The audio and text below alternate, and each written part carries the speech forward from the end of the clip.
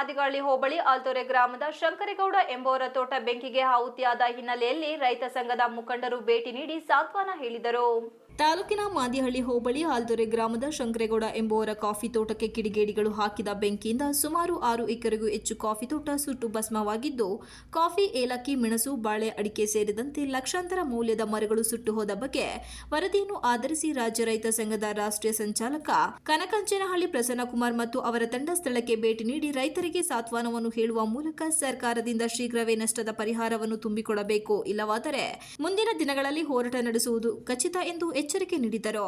ಈ ಬಗ್ಗೆ ಪತ್ರಿಕೆಯೊಂದಿಗೆ ಮಾತನಾಡಿ ರಾಜ್ಯ ರೈತ ಸಂಘದ ರಾಷ್ಟ್ರೀಯ ಸಂಚಾಲಕ ಕನಕಂಚನಹಳ್ಳಿ ಪ್ರಸನ್ನಕುಮಾರ್, ಇತ್ತೀಚಿನ ದಿನಮಾನದಲ್ಲಿ ರೈತನ ಬದುಕು ಅತ್ಯಂತ ಸಂಕಷ್ಟದಲ್ಲಿದೆ. ಅತಿವೃಷ್ಟಿ, ಅನಾವೃಷ್ಟಿ ಜೊತೆಗೆ ಕಾಡು ಪ್ರಾಣಿಗಳ ಹಾವಳಿ, ಹವಾಮಾನ ವೈಪರೀತ್ಯಗಳಿಂದ ಮತ್ತು ದುಬಾರಿಯಾದ ರಸಗೊಬ್ಬರ, ಕೂಲಿ ಕಾರ್ಮಿಕರು, ರೋಗಗಳು ಹೀಗೆ ರೈತಾಪಿ ವರ್ಗ ಕಷ್ಟದ ಪರಿಸ್ಥಿತಿಯನ್ನು ಎದುರಿಸಬೇಕಾದಂತಹ ಹೀನ ಸ್ಥಿತಿ ಇದೆ ಎಂದರು. ಇಂತಹ ಸಂದರ್ಭದಲ್ಲಿ ರೈತರು ಹಗಲು ರಾತ್ರಿ ಎನ್ನದೇ ಕಷ್ಟಪಟ್ಟು ಬೆಳೆದ ಫಸಲು ನೀಡುವ ಸಂದರ್ಭದಲ್ಲಿ ಬೆಂಕಿಗೆ ಆಹುತಿಯಿಂದ ಸುಟ್ಟು ಹೋದಂತಹ ಸಂದರ್ಭದಲ್ಲಿ ಅವರಿಗಾಗಿರುವ ನೋವು ಹೇಳುತ್ತಿರದು. ತಾಲೂಕಿನ ಮಾದಿಹಳ್ಳಿ ಹೋಬಳಿ ಆಲ್ದೊರೆ ಗ್ರಾಮದ ಶಂಕರೇಗೌಡ ತಿಮ್ಮೇಗೌಡ ಎಂಬುವರ ತೋಟ ನಿನ್ನೆ ದಿನ ಆಕಸ್ಮಿಕ ಬೆಂಕಿಗೆ ಇಡೀ ತೋಟ ಸಂಪೂರ್ಣವಾಗಿ ಹಾಳಾಗಿದೆ. ತೋಟದಲ್ಲಿ ಬೆಳೆದ ಕಾಫಿ, ಏಲಕ್ಕಿ, ಮೆಣಸು, ಬಾಳೆ, ಅಡಿಕೆ ಸೇರಿದಂತೆ ಕಿತ್ತಳೆ, ನಿಂಬೆ, ಲಕ್ಷಾಂತರ ರು. ಸಿಲ್ವರ್ ಮರಗಳು ಹಾಳಾಗಿವೆ. ವಿಶೇಷವಾಗಿ 6 ಎಕರೆಯಲ್ಲಿ ಹನಿ ನೀರಾವರಿಯನ್ನು ಅಳವಡಿಸಿದ್ದು ಬಹುತೇಕ ಎಲ್ಲ ಪೈಪ್ಗಳು ಬೆಂಕಿಯಲ್ಲಿ ಸುಟ್ಟು ಹೋಗಿದೆ. ಈ ಬಗ್ಗೆ ಸಂಬಂಧಪಟ್ಟ ಇಲಾಖೆಗಳು, ಜನಪ್ರತಿನಿಧಿಗಳು ಕನಿಷ್ಠ ರೈತರ ಬಳಿಗೆ ಧಾವಿಸಿ ನೆರವು ಜೊತೆಗೆ ಸಾಂತ್ವನವನ್ನು ಹೇಳಬೇಕು. ಅಲ್ಲದೆ ಕೋಟ್ಯಾಂತರ ರೂಪಾಯಿಗಳು ನಷ್ಟವಾದ ಹಿನ್ನೆಲೆಯಲ್ಲಿ ರಾಜ್ಯ ಸರ್ಕಾರ ಅವರಿಗೆ ಪರಿಹಾರವನ್ನು ನೀಡಬೇಕು.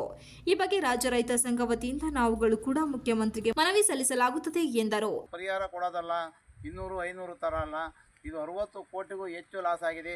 ಅಷ್ಟನ್ನ ಪರಿಹಾರನ ಕೊಟ್ಟು ಅವರ ಸಂಸಾರನ ಮತ್ತು ಅವ್ರ ಕುಟುಂಬ ರಕ್ಷಣೆಯನ್ನು ಮಾಡಬೇಕು ಅಂತ ಕೇಳ್ತೇವೆ.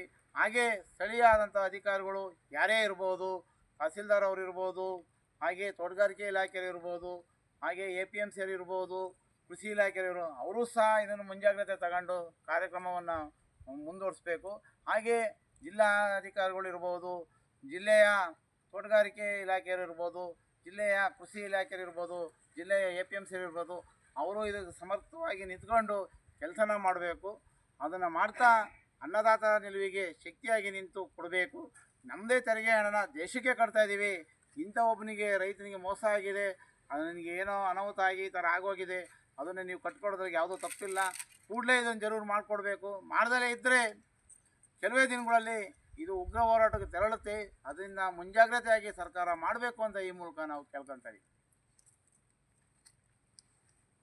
ಈ ಸಂದರ್ಭದಲ್ಲಿ ರೈತ ಮುಖಂಡರಾದ ಎಜಾಜ್ ಪಾಷಾ, ಅಬ್ಜಾದ್ ಖಾನ್, ಮಹಿಳಾ ಅಧ್ಯಕ್ಷೆ ನಂಜಮ್ಮ, ಅಬ್ದುಲ್ ಕನ್ನಿ ಸೇರಿದಂತೆ ಇನ್ನು ಮುಂತಾದವರು ಹಾಜರಿದ್ದರು. Ganesh, TV 46 Malenadu news, Belur.